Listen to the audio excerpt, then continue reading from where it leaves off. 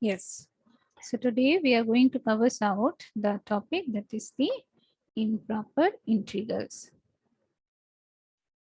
Acha, do you have any idea regarding the word improper integral or regarding this type of integrals earlier? Improper integrals. Right. Acha. Which type of integrals we have learned till date? They are the definite integrals, right? Definite integrals means what?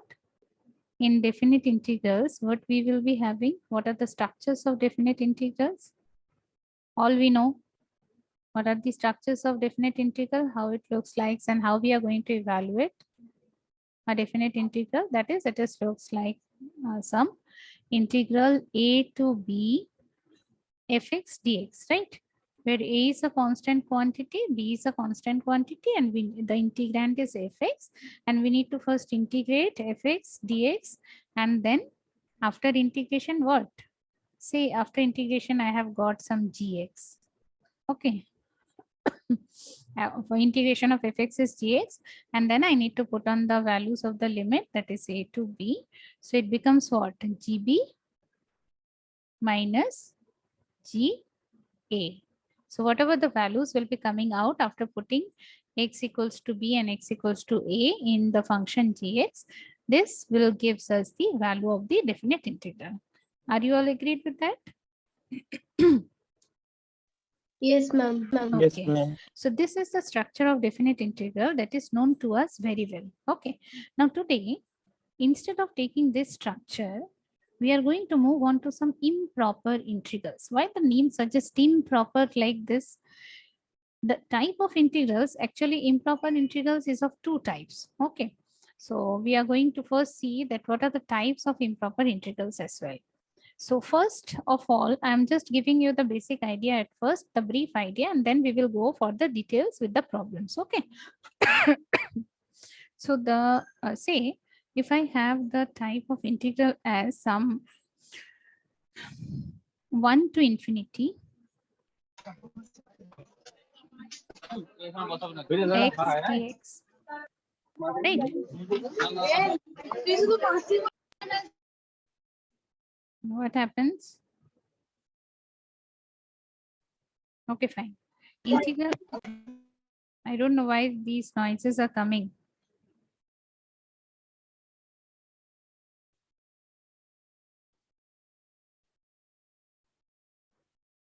Yes. So next is what? Integral, the structure is what? Integral 1 to infinity x dx. Now what we need to do is over here, according to the definite integrals rule that we have done earlier also, that first I need to integrate this function x, that is x squared by 2, and then put on the limits as 1 and infinity. But as and when you are putting the limit as infinity directly over here, the total thing, the total function will always diverges to infinity. Okay, so to overcome this, the integral, these type of integrals, the evaluation, rather you can say, evaluation of this type of integrals will be done in a bit different way, utilizing the concept of limit. All right. Okay. So this is a type of improper integral in which either of the limit, that is either upper limit or lower limit, will be diverges to infinity. Okay. Either of the limit or both the limits will diverges to infinity. So for example, another example, if I take, it will be minus infinity to 10 some fx dx. So here the lower limit is diverging to infinity. That's why since it is a lower limit, so it is taken as minus infinity. In the previous case, the upper limit is diverges to infinity. In this case, the lower limit is diverging to infinity. It may happen, there will be a case that in both the integrals or both the limits of the integrals are infinite. Integral minus infinity to infinity fx dx. All right. So these type of integrals are known as improper integrals of type 1. Type 1 improper integrals. All right. And next, one more type is there, type 2 improper integrals. What is that? It just looks like a definite integral. See, integral, if I write integral sum 0 to 1 dx by x. So what is our fx over here? The integrand. The integrand is here the fx is 1 by x. Now look at the limits of the integration. One is 0, another is 1. So at the lower limit, the function fx diverges to infinity. That means function fx is unbounded. Diverging to infinity means it is not bounded, it becomes unbounded. So this becomes unbounded at 0. Rather, you can say at x equals to 0 at the lower limit. So this type of integrals in which the integrand itself becomes unbounded at either of the limit, then it is known as the improper integrals of type 2 or type 2 improper integrals. So two types of improper integrals we have learned. That is, one is type 1 improper integrals in which the limits are infinite. Either of the limit or both the limits are diverging to infinity. And type 2 in which the integrand itself is unbounded and diverges to infinity at either of the limit points or either at the lower limit or upper limit. Okay, fine.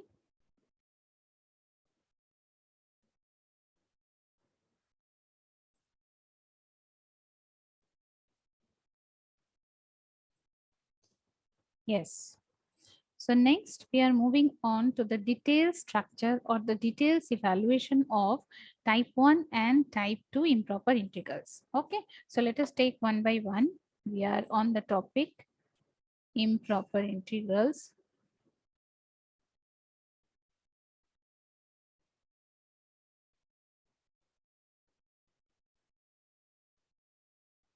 And first one is type 1 improper integral.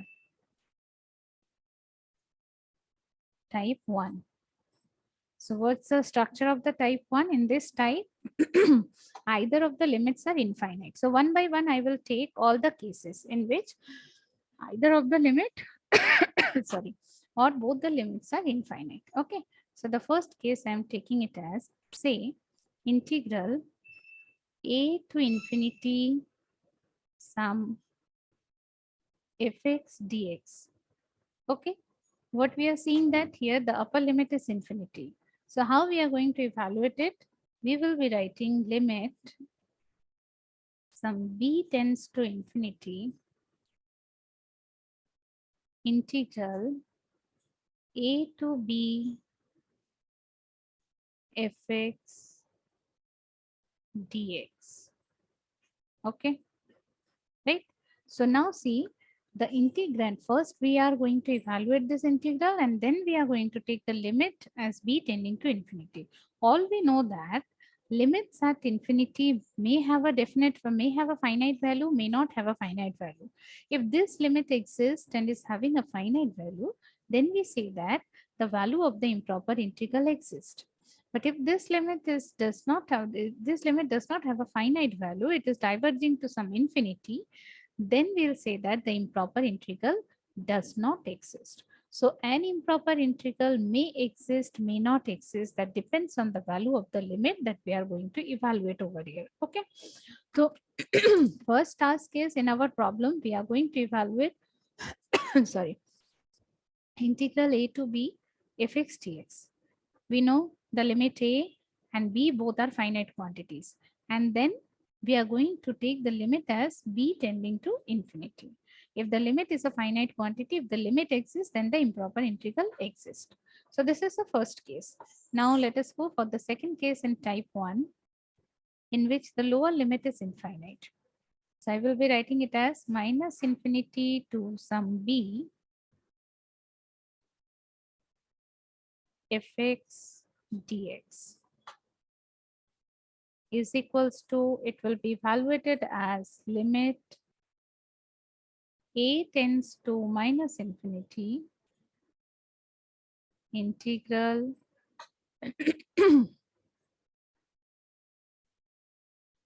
a to b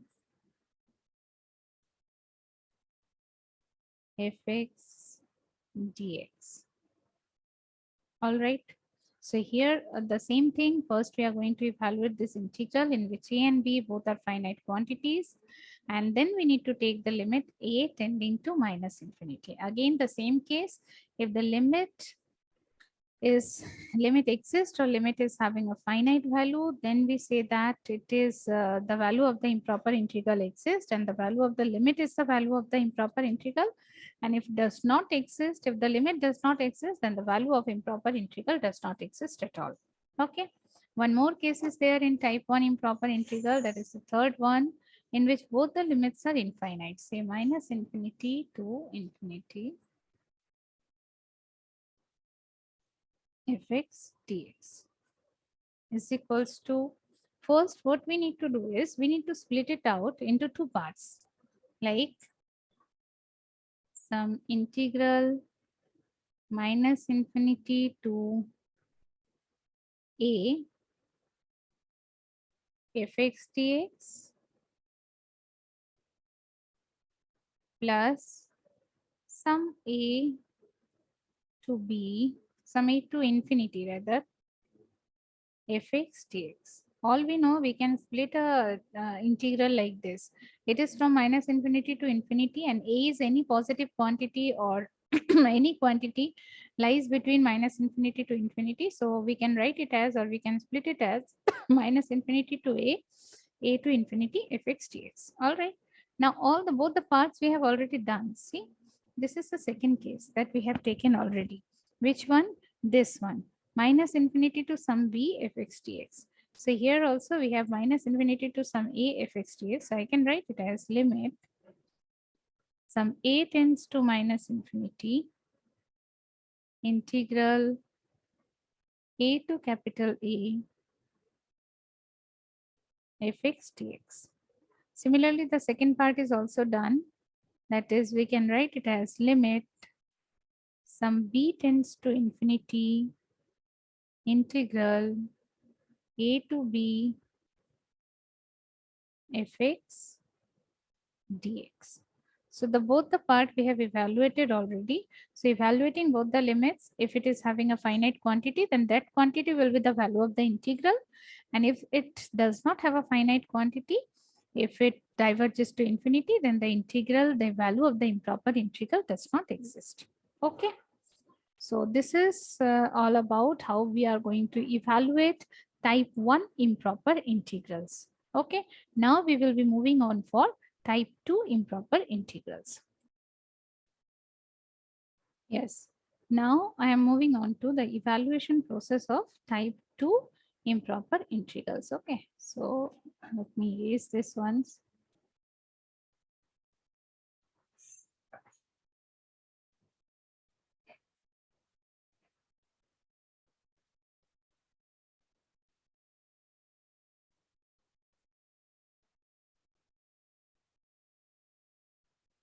Yes.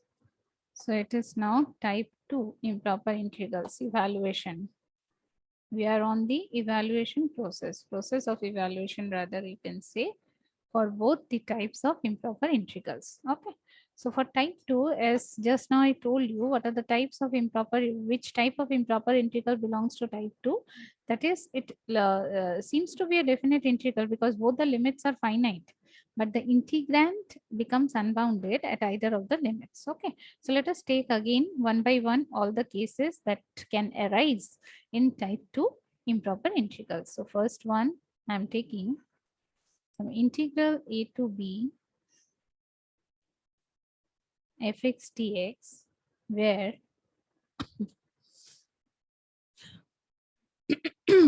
fx is unbounded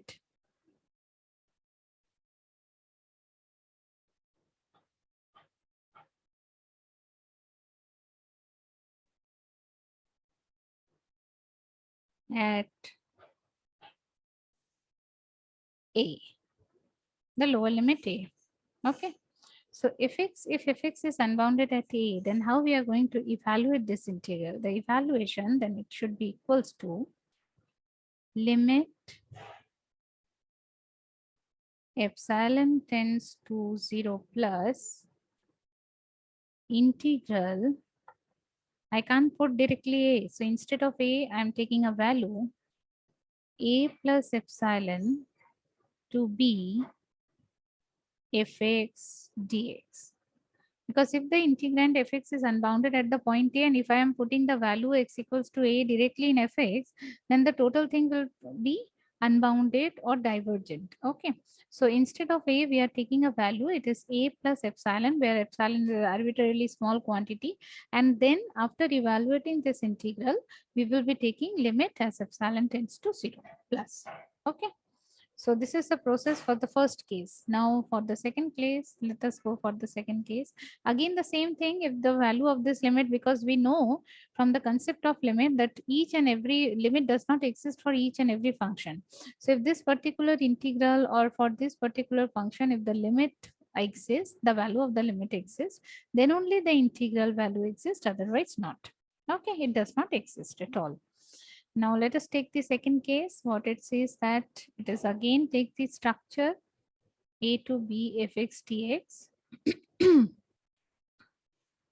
where now I'll write fx is unbounded at b. Okay, at the point b, that means at the upper limit. Now that means as the previous one, as similar to the previous one, I cannot directly put the upper limit over here in the integrand.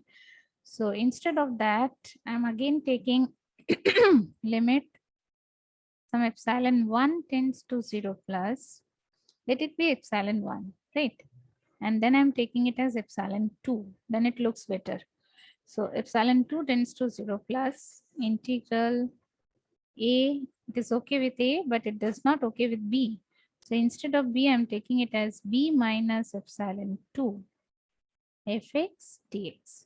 So after evaluating this integral, we will be taking limit as epsilon 2 tends to 0 plus, and whatever be the value of the limit, that will be the value of the integral. And if the limit, again, the same thing I'm saying, if the limit does not exist, then the value of the integral also does not exist, right?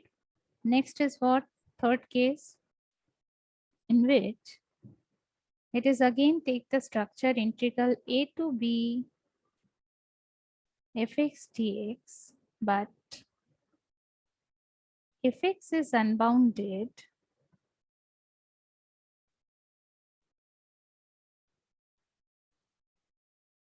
at the point c.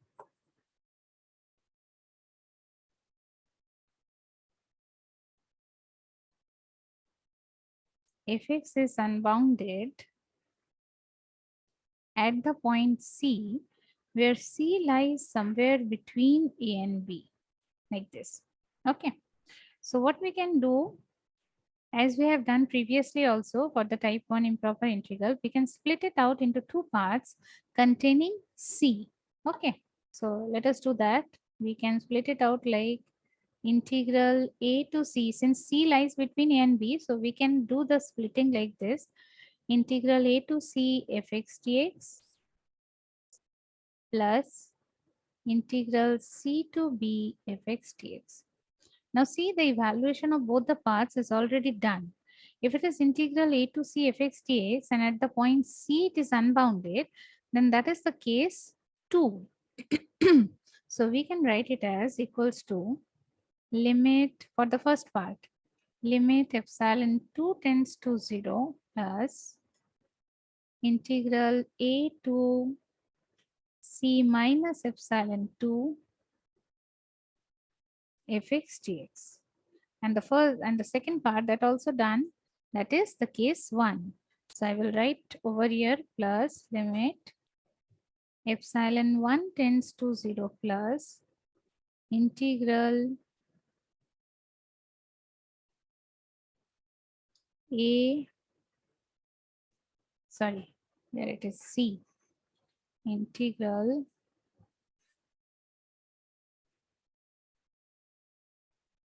c plus epsilon 1 to b fx dx. All right. Okay, so this is the way evaluating these two limits. Whatever the value is coming, that is the value of the integral. Again, saying the same thing, that if the limit exists, then it is the value of the integral. If the limit does not exist, then we are going to conclude that the value of the improper integral does not exist, or simply you can say the improper integral does not exist at all. Okay.